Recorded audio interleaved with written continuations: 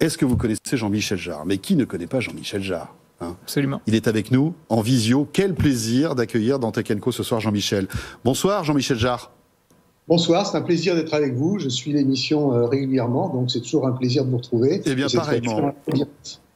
Merci d'être avec nous, Jean-Michel, parce que, alors, j'imagine que si vous suivez l'émission, moi je sais pourquoi, parce que vous êtes un fan de technologie, vous êtes un vrai geek depuis toujours, vous avez suivi les innovations technologiques successives qui sont arrivées. Rappelons juste votre concert virtuel incroyable pour la cathédrale, enfin l'année dernière, c'était un truc incroyable, vous avez 85 millions de spectateurs, et donc vous vous intéressez voilà, aux tendances. Et diffusé sur BFM d'ailleurs. Et diffusé en plus sur BFM, en effet. Et ce qui est intéressant, c'est que depuis quelques temps, on parle de métavers, et c'est un sujet qui vous fait réagir parce que ce week-end, eh bien, vous avez publié 2 tribunes, une dans le JDD et une dans Le Monde, sur ce sujet, parce que vous tirez un petit peu la sonnette d'alarme concernant le métavers. Déjà, j'aimerais avoir votre sentiment sur cette technologie, sur ce nouvel univers. Qu'est-ce que vous en pensez? Est-ce que ça vous fascine? Alors, au-delà du fait que ça me fascine, c'est en fait le métavers en 2 phrases. C'est en fait le nouvel univers numérique qui sera l'extension du monde réel, c'est-à-dire le nouvel Internet. Et aujourd'hui, c'est un mot très à la mode, c'est metaverse en anglais, mais métavers en français.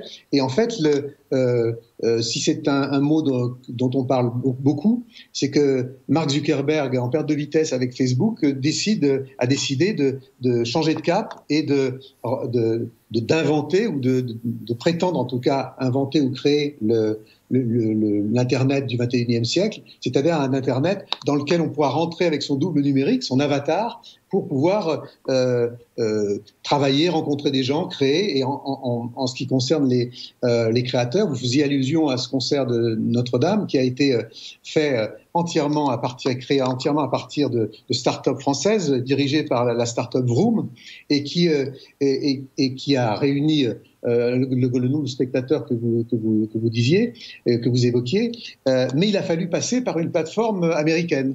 Et cette plateforme américaine nous a fait payer.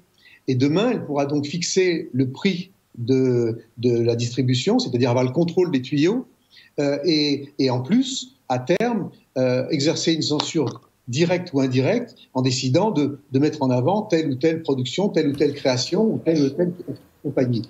Et enfin, l'autre problème, c'est le fait qu'on puisse aussi finalement être victime de productions et de créations qui seront mises en avant, notamment les productions américaines ou asiatiques, par rapport aux nôtres. Et en fait, il y a donc une urgence d'acquérir notre autonomie sur le plan de cet Internet, je dirais 3.0. On est à l'origine, ce que peu de gens savent, on est à l'origine d'Internet comme système, et on se l'est finalement fait prendre par les Américains. Ne répétons pas la même erreur cette fois-ci, et il y a effectivement une urgence à acquérir cette autonomie. Alors, il y a eu l'État français a décidé d'attribuer une subvention de 200 millions d'euros au ministère de la Culture, ce qui est une bonne chose parce que ça n'a rien à voir avec les 10 milliards d'euros qu'investit Facebook dans ce domaine.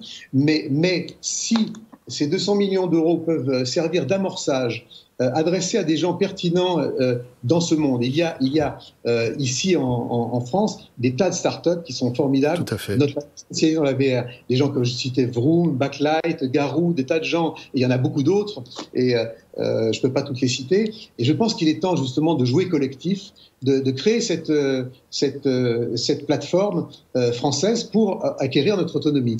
Et je pense que c'est une solution qui est pour nous créateurs, si on parle, mais ça s'adresse évidemment, l'Internet 3.0 sera utilisé par tout le monde, mais en tant que créateur, ce que je voudrais dire, c'est que on espère sortir de cette pandémie. Et pendant cette pandémie, on a finalement fait 2 choses. On est sorti pour se nourrir et on a consommé de la musique, de la littérature, des cinémas, des films, des séries télévision, des séries télé par écran interposé.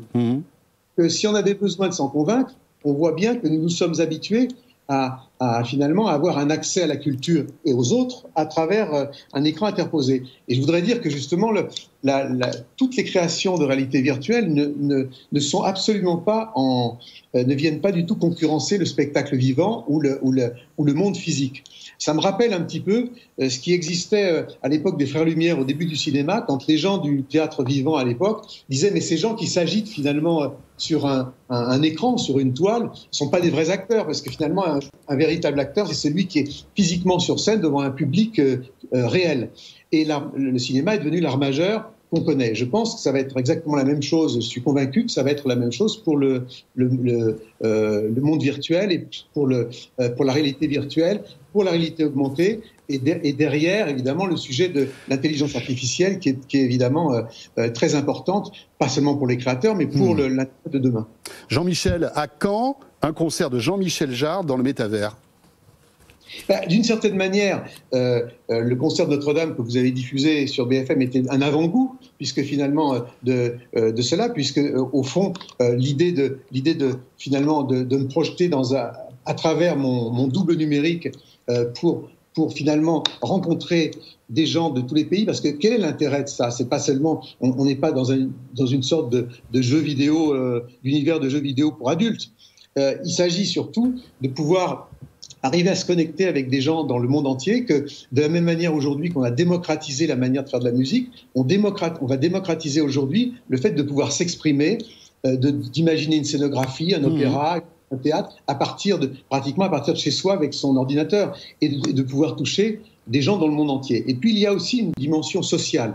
C'est-à-dire le fait que, par exemple, des gens qui sont isolés géographiquement ou pour cause de handicap vont pouvoir finalement arriver à participer, à partager un moment tous ensemble. Et c'est évidemment ce que je souhaite pour mes prochains concerts. Et puis je voudrais ajouter un mot, c'est que quand on parle de monde immersif, évidemment, le son est extrêmement important. Vous savez, des gens comme Tarantino ou David Lynch ont coutume de dire que le son, ou la musique, c'est 50% d'un film. Je dirais que dans le monde immersif, c'est probablement beaucoup plus.